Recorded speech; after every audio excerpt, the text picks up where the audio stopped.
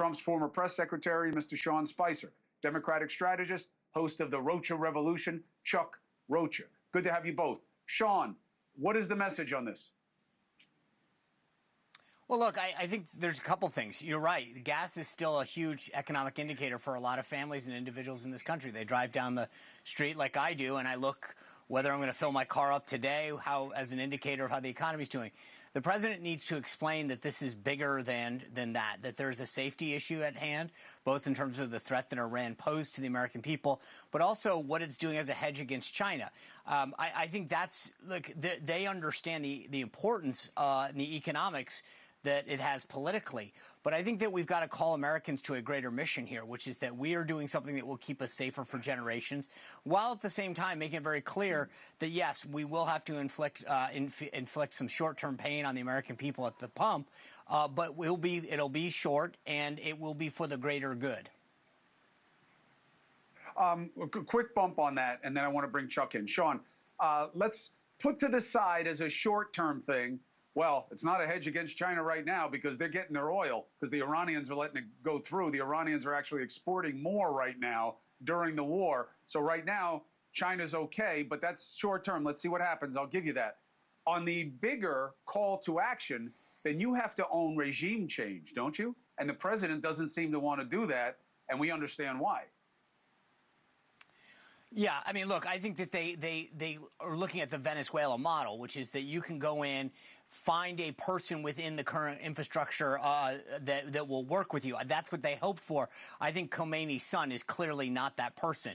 So they've got to figure out what the next deal is. I have a feeling this guy is not long for this world, to be blunt with you, Chris, because there's no sense on the comments that this guy makes that he wants to get. In fact, he wants to go the other way. He wants to inflict damage on the United States or its proxy. So, look, you need to get this straight real quick because this cannot drag on. Politically speaking, we get into April or May, and we are going to have an electoral problem. Right. I agree. And by the way, I think that's not fair.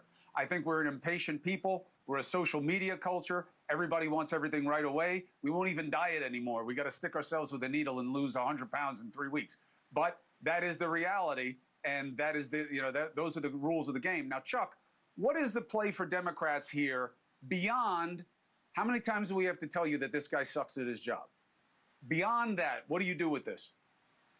Before this war ever happened, as I'm working on races around the country, Democrat, Republican, or independent, the number one things on people's mind wasn't how bad does Donald Trump suck or that I hate Republicans. It was my life is getting hard and it's getting harder. Some of us, not all of them, took a chance on Donald Trump because he said he would bring your prices down on day one. They're very aggravated by that. You can see that in the Texas primary results. You can see that in the elections last year in New Jersey. The cost of living was strangling people. That was all before the war.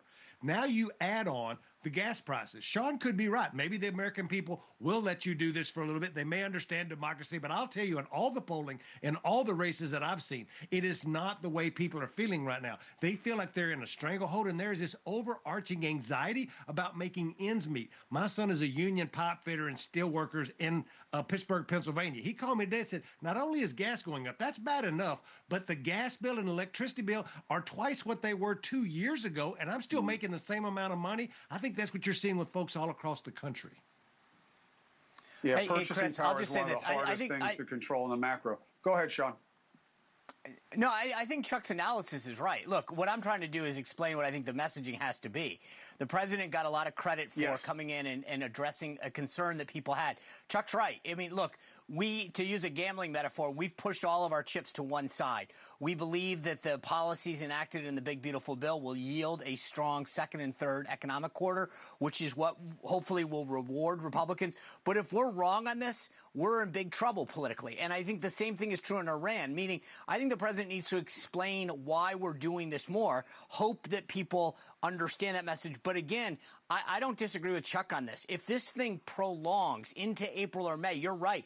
We are we want everything quick, right? But I think that you will be able to pivot and get people to focus back on the election in July and August when they're making a decision. Hopefully, this is in the rearview mirror. But if we're getting into summer travel season and people are saying it's costing me, twice as much to fill up the car, or I'm driving Uber to make ends meet, and that's not even yielding anything for me, that's going to spell trouble. So Republicans have to explain what we're doing and then put a plan together to get us out of this sooner rather than later. See, that last part is absolutely essential. I have one political question, one policy question. The political question is for you, Sean, which is, this will sound a little weird, but you think the president's got to trust himself more? Do you think that what's happening right now is a little bit of proof that he's listening to people and getting advice that's not serving him well? Because, you know Donald Trump well. I know Donald Trump well. He is not a guy who sees ambition in foreign policy. Do you think this may be a little bit of a political flag for him, that I got to trust my gut and get back to my own message? Well, I think that's what he's trying. I mean, to be honest with you, his message is what's prevailing. I mean, as I said to you, I would be really leaning more into the national security message. The president saying oil's dropping, and he might be right on one particular day or another, but you've got to have a constant through line in your messaging to get people on your team. Yeah. And so I think he's leading the messaging. I just think that it's got to be a little bit more. He's got to have some contingency planning on the messaging, which is if things don't happen in 10 days, what do you pivot to? Right. So, Chuck, I think that the policy side for Democrats, I think the Democrats have a leadership issue that's harder to fix for the midterms than it is in a presidential race, of course. But fix America first, okay? That's what got Donald Trump here. I mean, it was a basket of issues that played to populism. But fix America first is the space right now. Because it's hard for the president to say, no, that's my space. No, it isn't. You've been doing more abroad than you have at home. How do Democrats inhabit that space?